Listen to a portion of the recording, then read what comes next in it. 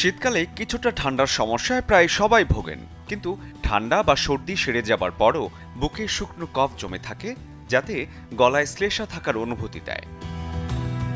গলায় জমে থাকা শ্লেষা দূর করতে 1 গ্লাস কুসুম গরম পানিতে 2 থেকে 3 চামচ লবণ মিশিয়ে দিনে কয়েকবার গার্গল করুন। এতে প্রতিরোধ হবে শ্বাসযন্ত্রের সংক্রমণ। গলা ব্যথা বা কফের চিকিৎসায় পিপারমিন্ট চা খুবই কার্যকরী। এতে অ্যান্টি ইনফ্ল্যামেটরি, অ্যান্টিমাইক্রোবায়াল ও অ্যান্টিঅক্সিডেন্ট গুণ রয়েছে, যাতে শ্বাসনালী পরিষ্কার করতে সাহায্য করে।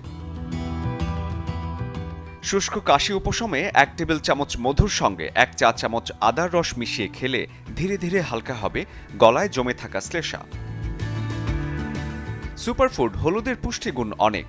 1 গ্লাস গরম দুধে পরিমাণ মতো গোলমরিচ, হলুদ ও মধু মিশিয়ে পান করুন। দ্রুত শ্লেষা পরিষ্কার হয়ে যাবে। কফ ও শ্লেষা কিন্তু সংক্রমণের লক্ষণ, যা একেবারেই উপেক্ষা করা উচিত নয়। দীর্ঘদিন এই সমস্যায় ভুগলে অবশ্যই নিতে হবে সঠিক চিকিৎসা। শরীফুল হক, চ্যানেল 24।